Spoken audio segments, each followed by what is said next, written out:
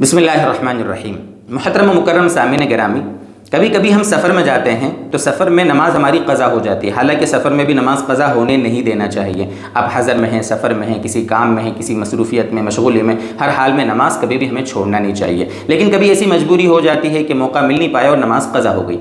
اب بہت سے لوگ سوال کرتے ہیں کہ سفر میں ہماری نماز قضا ہو گئی تھی، ہم اپنے مقام پر آئے ہیں، تو مقام پر آ کر اس نماز کی قضا کیسے کرنا ہے؟ کیا سفر کی طرح قضا کرنا ہے یا مقام پر تو چونکہ پوری پڑھی جاتی ہے تو پوری پڑھنا ہے؟ اب کرنا کیا ہے؟ تو اس بارے میں سب سے پہلے تو ایک اصولی بات سمجھ لیں۔ اصولی بات یہ ہے کہ اگر آپ سفر میں چھوٹی ہوئی نماز کی قضا گھر پر کر رہے ہیں، گھر پر، تو اب آپ کو جیسے سفر میں اس کو پڑھتے ویسے ہی گھر پہ پڑھنا ہے۔ اور اگر گھر پر کوئی نماز ہماری چھوٹ گئی تھی، یعنی مقام پر رہتے ہوئے، اور اس کی قضا کرنے کی نوبت سفر میں آ رہی ہے، تو اس کو ہم پوری قضا کریں گے۔ یعنی سفر کی چھوٹی ہوئی گھر پر پڑھیں گے تو قصر پڑھیں گے، اور گھر کی چھوٹی ہوئی اگر سفر میں قضا کریں گے تو اس کو پوری قضا کریں گے۔ یہ اصولی بات ہے۔ اب یہاں کیا ہے دیکھیے، ایک بات سمجھیے، تھوڑا اس کو مزید آپ کے سامنے کھول کر بیان کرتا ہوں۔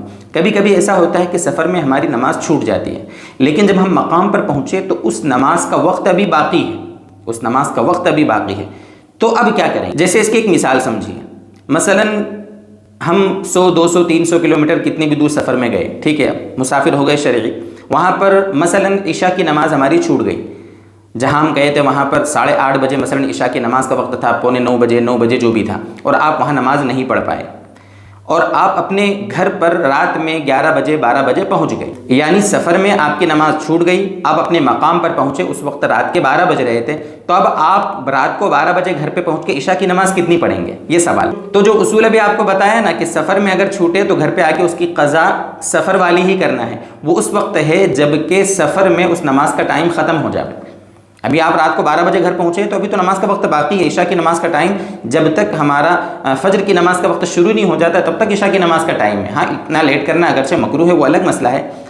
اب یہاں 12 بجے رات کو آپ نماز پڑھ رہے ہو تو آپ کو پوری پڑھنا ہے۔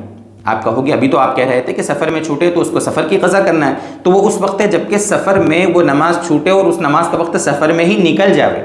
اگر آپ نماز کا وقت ختم ہونے سے پہلے اپنے مقام پہ پہنچ گئے ہیں تو اب آپ کا سفر ختم ہو گیا، اور نماز کا وقت چونکہ ابھی باقی ہے لہذا آپ کو نماز پوری پڑھنا پڑے گی۔ ہاں، اگر آپ وہ عشاء کی نماز راستے میں کہیں پڑھ لیتے، اپنا وطن آنے سے پہلے 10-20 کلومیٹر پہلے ہی کسی جگہ آپ رک کر، کہیں مسجد تھی، کوئی جگہ تھی، وہاں پر اگر آپ اس کو پڑھ لیتے تو آپ کو وہ نماز قصر ہی پڑھنا پڑتی، اس لیے کہ آپ ابھی سفر میں تھے۔